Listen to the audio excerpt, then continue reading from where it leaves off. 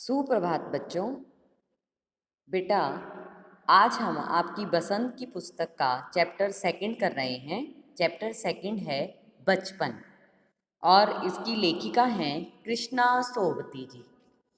तो किस तरह आपको पता ही है, जैसे कि हम बसंत के जो ये चैप्टर कर रहे हैं, जो चैप्टर होते हैं वो बेटा गद्य भाग होता है, यानी कि जिसमें पाठ लिखे जाते हैं, कहानी लिखी जाती है, और पद्य भाग में कविताएं आती हैं। तो आज हम जो गद्य का पाठ पर करने जा रहे हैं वो है आपका बचपन। तो इसमें जो होते हैं कविताओं के तो कवि और कवित्री होती हैं, और पाठ के जो होते हैं वो लेखक और लेखिका लिखा करते हैं। तो यहाँ पे लेखिका जो है वो कृष्णा सोबती जी जो हैं, वो अपने बचपन के बारे में बता रही हैं कि किस तरह से मेरा बचपन जो है वो अपने बचपन की बातों को याद कर रही हैं। इसे हम संस्मरण भी कहते हैं। संस्मरण होता है जिसमें कोई अपनी बीती हुई बातों के बारे में, यादों को जो है उनके बारे में बताता है। तो यहाँ पे भी ये संस्मरण भी कहा जा सकता है, हिंदी साहित्य में ये संस्मरण विधा है। ठीक है बेटा, तो आगे देखिए चैप्टर में क्या बताया गया है। मैं तुम्हें अपने बचपन की ओर ले जाऊंगी। यहाँ पे जो लेखिका हैं वो बताती हैं कि मैं तुम्हें, यानी कि हम लोगों को संबोधित कर रही हैं कि जब आप पाठ को पढ़ोगे तो मैं आपको कहाँ अपने बचपन की ओर ले जाऊंगी, यानी कि आपको अपने बचपन के बारे में बताऊंगी। मैं तुमसे कुछ इतनी बड़ी हूँ कि तुम्हारी दादी भी हो सकती हूँ, तुम्हारी नानी भी। तो यानी कि वो हमें संबोधित कर रही हैं कि तुम मुझे किसी भी जो है किसी भी तरह से संबोधित कर सकते हो। तुम मुझे दादी भी कह सकते हो, तुम मुझे नानी भी, मतलब मेरी उम्र जो है इतनी है कि मैं तुम्हारी दादी और नानी के बराबर ही होंगी। बड़ी बुआ भी और बड़ी मौसी भी, मतलब चाहे मुझे कुछ भी बुला लो तो मैं जो है उसी उम्र की हूँ जितनी उम्र की तुम्हारी बुआ, मौसी, दादी, नानी।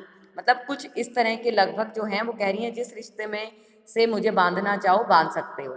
परिवार में मुझे सभी लोग जीजी कहकर ही पुकारते हैं। जीजी समझते हो ना, दीदी, दीदी कहते हैं। तो वो कह रही हैं कि परिवार के सभी सदस्य मुझे जीजी कहकर ही पुकारते हैं। हाँ, मैं इन दिनों कुछ बड़ा बड़ा यानी उम्र में सियाना महसूस करने लगी हूँ। सियाना मतलब समझदार, होशियार। तो ऐसा लेखिका को लगता है कि अब मैं बड़ी बड़ी सी जो है अपने आप को महसूस करने लगी हूँ। शायद इसलिए कि पिछली शताब्दी में पैदा हुई थी। मेरे पहनने ओढ़ने में भी काफ़ी बदलाव आए हैं। पहले मैं रंग बिरंगे कपड़े पहनती रही हूँ। तो अब लेखिका बता रही हैं कि मेरे पहनने का जो तरीका है वो हर उम्र के साथ जो है बदलता जा रहा है। बेटा होता ही है, जैसे जैसे हम उम्र में बड़े होते जाते हैं तो जैसे हम बचपन में पसंद किया करते थे चीज़ें वही तो ना पसंद करेंगे।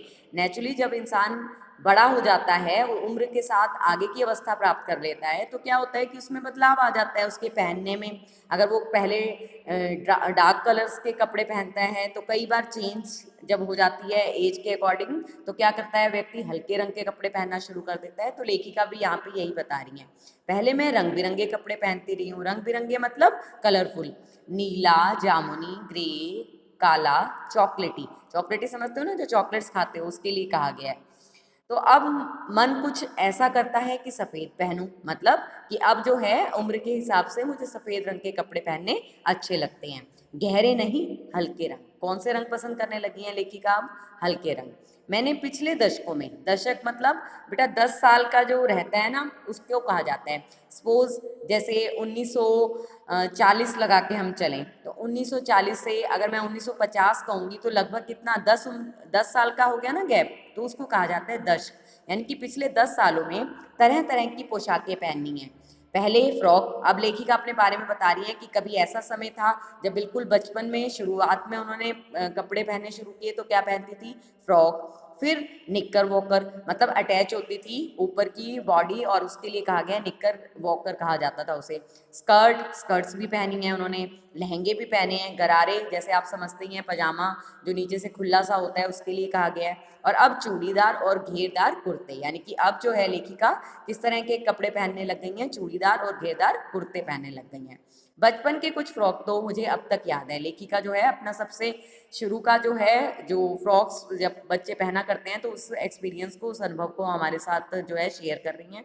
हल्की नीली और पीली धारी वाला फ्रॉक। धारी वाला समझते हो बेटा? जैसे लाइन्स सी होती हैं तो उसमें कहा गया है कि पीली और नीली रंग की धारियों वाला फ्रॉक। धारी वाला मतलब स्ट्रिप्स वाला, लाइन्स वाला जो है फ्रॉक पहनती थी। गोल कॉलर। कॉलर कैसा हुआ करता था उसका? गोल। और बाजू पर भी गोल कफ हुआ करते थे, मतलब थोड़ी बाजू ऊपर से उठी हुई होती थी। एक हल्के गुलाबी रंग का बारीक चुनटों वाला घेरदार फ्रॉक। लेखिका को कौन सा फ्रॉक याद आ रहा है अपना? गुलाबी रंग का जो बारीक चुनटों वाला। बेटा होता है ना, जब हम बहुत बड़े हो जाते हैं तो हमें अपनी कोई एक ड्रेस बहुत अच्छी लगती होती है, तो उसी के अकॉर्डिंग बता रही है लेखिका कि किस किस तरह के उन्हें कपड़े जो हैं बचपन के याद आ रहे हैं। एक हल्के गुलाबी रंग का बता रही हैं, चुनटों वाला। चुनटों वाला समझते हो, जो थोड़ा सा अटैच कर दिया जाता है कपड़े को, चुनटे सी बना दी जाती हैं, तो उसके लिए कहा जाता है। नीले गुलाबी रंग की फ्रिल। फ्रिल मतलब झालर टाइप, तो उसके लिए कहा गया है कि झालर सी लगी हुई थी। उन दिनों फ्रॉक के ऊपर की जेब में रुमाल और बालों में इतराते रंग बिरंगे रिबन का चलन था। चलन मतलब कि रिवाज था। उस समय जब बच्चों को तैयार किया जाता था तो फ्रॉक के साथ ही रुमाल भी जेब में रखा जाता था और बालों में इतराते मतलब मैचिंग का जो है रंग बिरंगे रिबन भी जो है वो बालों पर लगाए जाते थे। जैसे आजकल क्लिप्स लगाए जाते हैं कलर्ड, उसी तरह से बता रही हैं कि वो उस टाइम पे रिबन लगाया करती थी मैचिंग के। लेमन कलर का बड़े प्लेटों वाला गर्म फ्रॉक जिसके नीचे फर टंकी थी। क्या मतलब? लेमन कलर का, यानी कि लाइट लेमन कलर समझते हो ना, नींबू नींबू रंग का जो होता है उस रंग का बता रहे हैं। बड़े प्लेटों वाला यानी कि बहुत बड़ी बड़ी प्लेटें सी डली होती थी, स्टिच किया जाता था। गर्म फ्रॉक बता रही हैं जिसके नीचे फर जो थी टंकी थी। टंकी थी मतलब सिली हुई थी। फर, फर समझते हो? कॉटन मतलब जैसे रुई, बहुत सॉफ्ट सा जो कपड़ा होता है, तो उस तरह से फर जो थी वो उसके साथ सिली गई थी उस फ्रॉक के साथ। दो ट्यूनिक भी याद है। ट्यूनिक होता है बेटा ऊपर से लेके नीचे तक जो है अटैच होता है। जैसे नीचे तो स्कर्ट्स होती है और ऊपर जो उसका अपर पार्ट से होता है उसमें साइड पे जो है दो कुछ इस टाइप की अटैच होती है वो स्कर्ट, और वो ट्यूनिक कहा जाता है। पूरा अटैच रहता है अपर पार्ट भी और लोअर पार्ट भी। एक चॉकलेट रंग का और अंदर की कोटी प्याजी। एक चॉकलेट रंग का बता रही हैं और अंदर की जो कोटी होती थी उसकी वो कौन से कलर की होती थी? प्याजी कलर की, यानी कि लाइट पिंक। दूसरा ग्रे और उसके साथ सफ़ेद कोटी। मतलब दो तरह की ट्यूनिक बता रही हैं, तो एक तो चॉकलेट रंग का हो गया और उसके अंदर की जो कोटी हुआ करती थी वो कैसी होती थी? प्याजी कलर की। और दूसरा बता रही है ग्रे रंग की और उसके साथ सफ़ेद कलर की कोटी। तो इस तरह की जो थी वो उनकी पोशाक जो थी वो उन्हें बहुत अच्छी लगा करती थी। मुझे अपने मोजे और स्टोकिंग भी याद है। तो दूसरा बता रही है मोजे। मोजे समझते हो? सॉक्स के लिए कहा गया है। और स्टोकिंग, स्टोकिंग होता है जो पतली बिल्कुल हल्की वाली जो आती हैं उसके लिए कहा गया, जो ऊपर तक रहती हैं लेग्स के लिए। बचपन में हमें अपने मोजे खुद धोने पड़ते थे। धोने पड़ते थे मतलब हम खुद ही वॉश किया करते थे कपड़ों को। वह नौकर या नौकरानी को नहीं दिए जा सकते थे। इसकी सख्त मनाही थी। मनाही थी मतलब मना किया जाता था। बच्चों का मतलब रूल्स बना दिया गया था कि अपने आप ही आप ये जो छोटी चीज़ें हैं इनको अपने आप ही वॉश करेंगे। हम बच्चे इतवार की सुबह, इतवार मतलब रविवार की सुबह, इसी में लगाते। धो लेने के बाद अपने अपने जूते पॉलिश करके चमकाते। अब जूते कपड़े या ब्रश में रगड़ते तो पॉलिश की चमक उभरने लगती। क्या मतलब? कि हम अपने जूतों को भी अच्छे से खुद ही पॉलिश किया करते थे। और सब काम कब हुआ करते थे? रविवार की सुबह के। और पॉलिश को चमक उभरने लगती, मतलब इतने अच्छे से हम उसको क्लीन कर लेते थे, ब्रश से रगड़ते थे तो वो बिल्कुल चमक जाते थे। सर्वर, मुझे आज भी बूट पॉलिश करना अच्छा लगता है। हालांकि अब नई नई किस्म के शू आ चुके हैं। सर्वर मतलब किसी का नाम लेके वो कह रही हैं कि सर्वर, मुझे आज भी बूट पॉलिश करना अच्छा लगता है। हालांकि अब नई नई किस्म के शू आ चुके हैं, मतलब वैरायटी चेंज हो चुकी है। शूज़ जो हैं वो अलग अलग वैरायटी के आ रहे हैं। कहना होगा कि ये पहले से कहीं ज़्यादा आरामदेह हैं।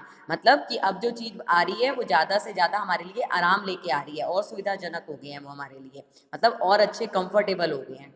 हमें जब नए जूते मिलते उसके साथ ही छालों का इलाज शुरू हो जाता। ये तो आपने नोटिस किया ही होगा कि जब हम स्टार्टिंग में कोई भी फुटवेयर होते हैं, नए जूते पहनते हैं, तो क्या होता है कुछ टाइम वो हमें हल्का सा टाइट रहता है और जिस वजह से छाले हो जाते हैं। तो उसके लिए कहा गया है कि जब भी हमें नए जूते मिलते थे तो उसके साथ ही छालों का इलाज शुरू हो जाता था। बच्चों की प्रोटेक्शन के लिए बेटा मम्मी पापा कुछ ना कुछ बताते हैं ना, कि जैसे साइड पे कुछ लगा लो भी, कॉटन रख लो या कुछ शूज़ के अंदर से ऑयल लगा लो। तो उसी तरह से वो कह रहे हैं कि छालों का इलाज शुरू हो जाता था कि कहीं बच्चों को छाले ना हो जाए।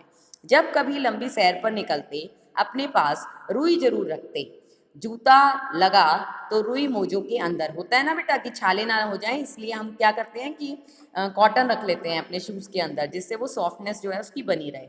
हाँ, हमारे तुम्हारे बचपन में तो बहुत फ़र्क हो चुका है। अब लेखिका बता रही हैं कि आज का जो समय है वो बिल्कुल परिवर्तन हो गया है उसमें।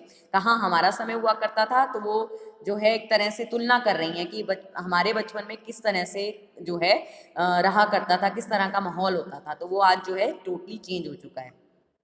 हर शनिवार को हम ऑलिव ऑयल या कैस्टर ऑयल पीना पड़ता था। ऑलिव ऑयल समझते हो, जैतून का तेल, मतलब बताया गया है कि तेल की एक वैरायटी है, जैसे सरसों का तेल होता है तो उसी तरह से जैतून का तेल भी जो है बच्चों को पिलाया जाता था, या कैस्टर ऑयल पीना पड़ता था। तो ये भी एक ऑयल तेल के लिए बताया गया कि इस तरह का तेल भी बच्चों को पिलाया जाता था। यह एक मुश्किल काम था।